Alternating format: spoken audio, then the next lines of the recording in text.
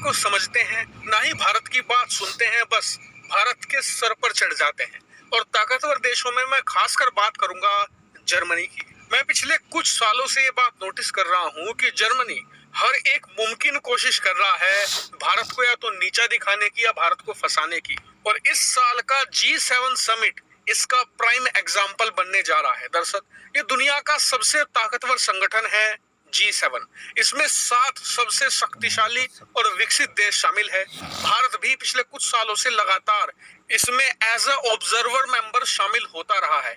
इस साल का समिट भी जर्मनी में होना है और भारत इसमें ऑब्जर्वर मेंबर के तौर पर शामिल होगा। और कल तक ये बात कही जा रही थी कि भारत को इस समिट में 7 देश घेरेंगे। क्यों? क्योंकि भारत का रुख रूस के प्रति काफी नरम रहा है।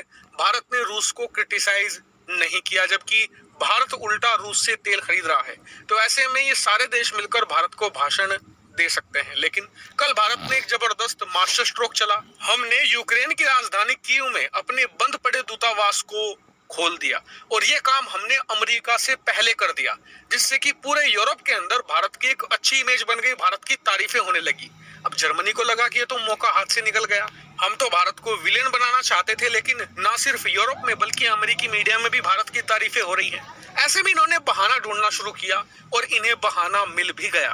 दरअसल आपको मैंने कल खबर दी थी कि भारत ने अनाज के एक्सपोर्ट पर बैन लगा दिया है। और मैंने आपको कारण भी बताया था कि जो चाइना के प्राइवेट कॉन्ट्रैक्टर हैं, ये भारत के अनाज को खरीद रहे थे और भारी मात्रा में स्टोरेज कर रहे थे। और इनकी प्लानिंग ये थी कि जब भारत का अनाज खत्म हो जाएगा, फिर अनाज की कीमतें आसमान छूने लगेंगी और फिर ये चीन के जो बड़े बड़े व्यापारी हैं अपना अनाज मार्केट में बहुत ही हैवी प्रॉफिट पर बेचेंगे। और इसी चीज से बचने के लिए भारत ने एक्सपोर्ट पर बैन लगा दिया। अब इस बात पर जर्मनी भड़क गया। जर्मनी ने कहा कि ये भारत ने गलत किया है। भारत के बैन की वजह से कई जो छोटे और गरीब देश हैं वहां पर अनाज का संकट बढ़ेगा, वहां पर भूखमरी भी बढ़ेगी, हजारों लोग मारे भी जा सकते हैं। इतना ही नहीं, दुनिया में खाने की कीमतें भी इससे बहुत ज्यादा बढ़ जाएंगी। ऐसे में भारत को क्रिटिसाइज किया और क्रिटिसाइज करने का तरीका भी अलग था।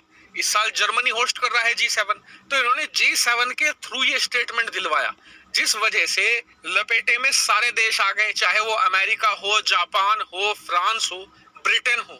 जब G7 के थ्रू स्टेटमेंट दी गई तो ऑटोमेटिकली ये 7 देशों की स्टेटमेंट मानी जाएगी। हालांकि आप में से कई लोग कहेंगे कि जर्मनी ने गलत क्या कहा है। सही तो है, भारत ने जो बैन लगाया है इससे कई गरीब देशों में अनाज का संकट खड़ा हो सकता है। तो आपकी जानकारी के लिए बता दूं कि भारत ने इसका इंतजाम पहले से ही किया है। भारत ने कहा है कि अगर किसी देश में अनाज की कमी होती है या अनाज का संकट पैदा होता है या भुखमरी जैसी स्थिति पैदा हो रही है, तो ऐसे में उस देश की सरकार हमसे डायरेक्ट कांटेक्ट करे, हम उसे गवर्नमेंट टू गवर्नमेंट बेसिस पर अनाज सप्लाई करेंगे, जैसे कि वहां पर भुखमरी ना आए। भले ही हमने बैन लगाया हो, लेकिन अगर आपके यहाँ पर अनाज का संकट है तो हम आपको किफायती दामों में अनाज प्रोवाइड करेंगे और हो सके तो आपको फ्री में भी दे देंगे थोड़ा अनाज। लेकिन लगता है कि इन ताकतवर देशों ने सिर्फ हेडलाइन पढ़ी कि भारत ने अनाज का एक्सपोर्ट बैन कर दिया है, इन्होंने पूरी डिटेल स्टेटमेंट भारत की नहीं पढ़ी और इसीलिए हेडलाइन के बेसिस पर ही भारत की आलोचना शुरू कर दी है। और ये वीडियो मैंने जानबूझकर इसीलिए बनाई है कि आप सभी लोगों के सामने जो भारत को विलेन के तौर पर पेश किया जा रहा है, आपको मैं इसकी सच्चाई डिटेल से बताऊं। हालांकि इस पूरे मामले पर आपका क्या मानना है, कमेंट करके जरूर बताएगा। फिलहाल इस वीडियो में इतना ही। Thank you.